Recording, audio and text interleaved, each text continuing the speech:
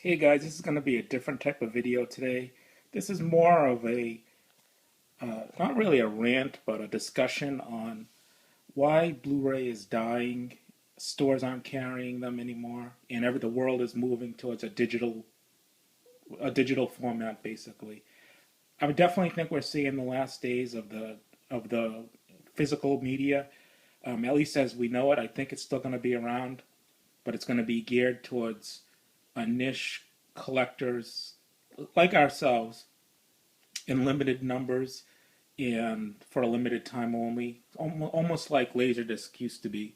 I think that's where Blu-ray is going to be moving in the next format after Blu-ray, which is going to be 4K Blu-ray or um, another another disc format with packaging at least.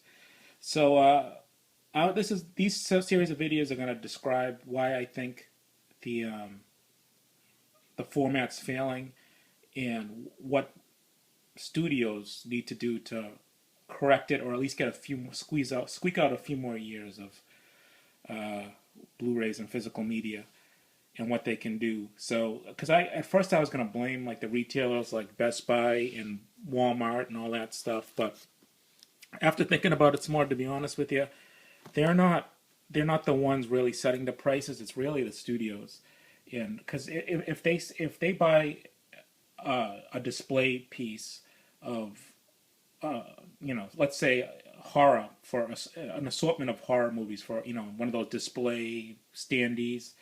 They're getting it for a price that's set by the studios, and then they want to make a profit off of it. So they're not going to buy it and say, okay, we're going to charge $7.99 for this or $19.99 for this. They're going to sell what they bought it for plus a little bit of a profit, or take a little bit of a loss on it to get people in the store. But I'm getting a little bit off topic here. What I want to talk about here is what one thing that is really, I think, bothering consumers is they've been double crossed a little bit too much in the past, and we sort of know better now that waiting is the game instead of buying right away.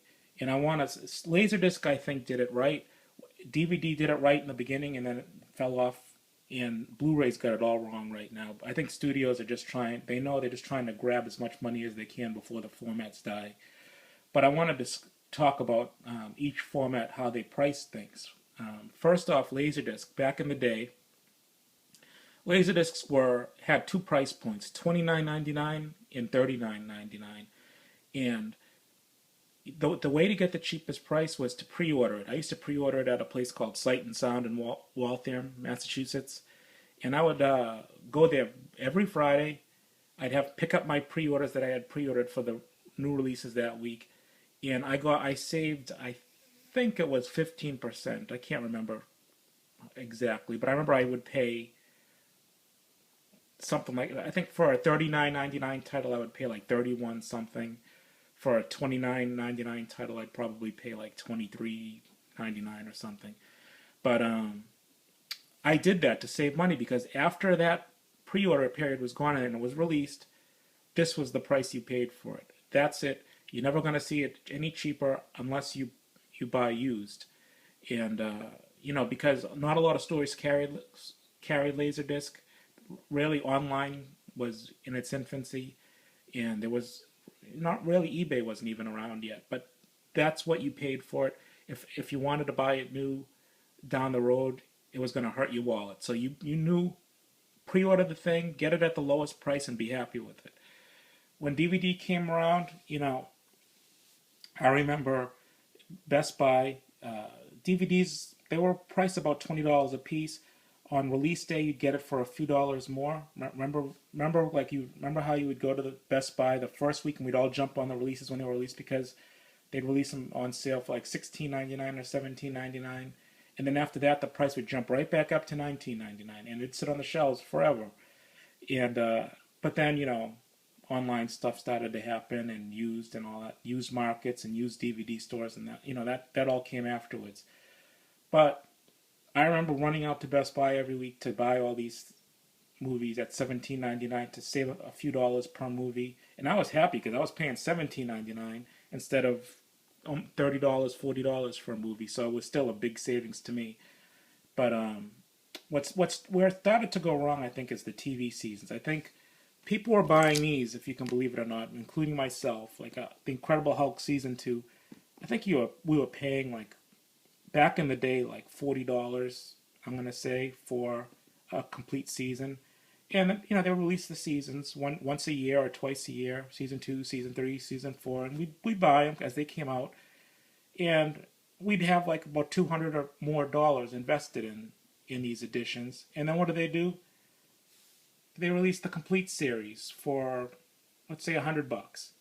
Now we already spent over $200 on this, and then they release the complete series cheaper, as an FU to the fans, which I think is wrong. I think they should offer us an upgrade or something, a mail-in certificate or something to get this, or the box, or to something, the box and the packaging to put our discs in, or something like that, just to as a thank you to the fans. But no, for the early adopters, if you so to speak, if we bought this, it was our own fault for buying it for $40. We should have waited and got this set for a little more than 2 seasons of this.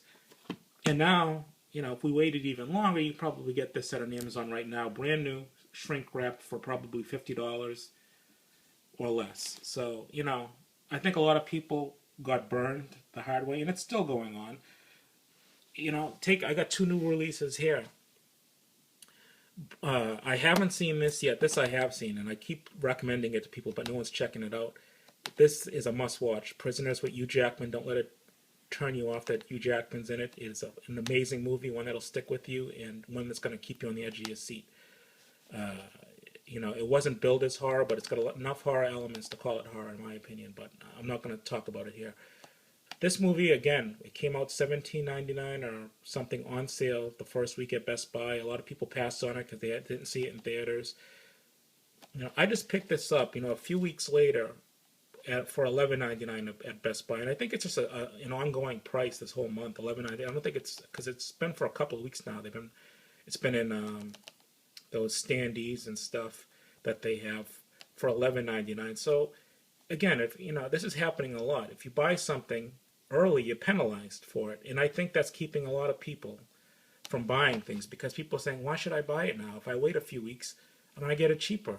So the stock is sitting on the store shelves, unbought, and people like Best Buy are saying, Blu-rays aren't selling anymore. Let's shrink the shelves. Why we keep stocking stuff people aren't buying, and we're having to discount to move it off the shelves.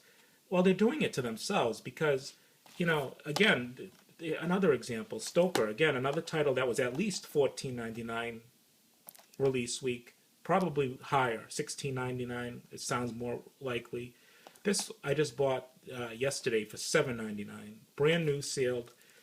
It's still got the digital copy and stuff in there. It's not like one of those stripped down editions that's Blu-ray only. I think it's the same exact edition. But again, it's an FU to the people that are supporting the media by saying, geez, if I just waited a few more weeks or days, I could have got it for $7.99 instead of double that or almost triple that. I think there needs to be some sort of price structure. I think if Best Buy in particular offered something like a guarantee saying, hey, if you buy this movie now on release week, or, you'll get the lowest price guaranteed for a year, and if it drops lower throughout the year, we'll accumulate those so-called dollars or points on your Best Buy rewards program, and you'll get certificates or something, to make up the difference to use on stuff later on in the year. I think if they did something like that, I think people would jump on the bandwagon again and say, hey, I want this movie. I'm going to buy it on release week. Maybe I'm paying a little bit too much for it, but Best Buy's got my back. And if it drops lower 6 months from now to like a $7.99 price point, I'm covered. I'm going to get credit on my account. I'm going to, to use on other movies or in the store. So that's what I think needs to happen, at least for uh, buying movies in brick and mortar stores. You got to have a price point.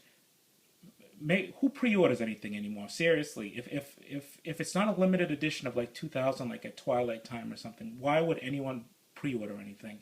You know, like the new Transformers movies that's coming out, or I don't know. I'm just guessing. You know, like the new Purge movie. Why would you have pre-ordered that? You're not guaranteed the lowest price anymore. It's nothing. If anything, it's just a bogus price that they beat anyway on release day. So if you just wait and did nothing, you got it for that price. Offer an incentive for Christ's sakes. Pre-order it for 20%, 25, 30% off of the retail price, or 20% less than the people that are paying that are going in the stores. Give us some incentive.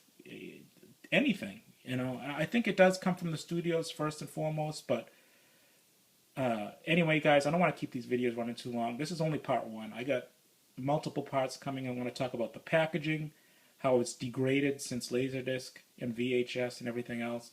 I'm going to talk about streaming. While I think it's kicking Blu-ray's ass right now, and the digital copies are why everyone's jumping on them instead of Blu-ray.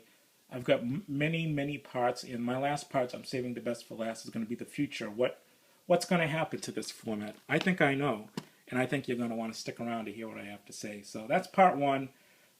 Sorry if it was a little long-winded. Hopefully you understand and can share my pain and our pain. And you know, I'm going to offer, maybe in the last part too, I'm going to offer what we can do to make our voices heard. So and maybe correct the situation. Maybe get some more stock in Best Buy and, you know, wherever you shop. So anyway, guys, have a great weekend. Hope you enjoyed this part one. Let me know.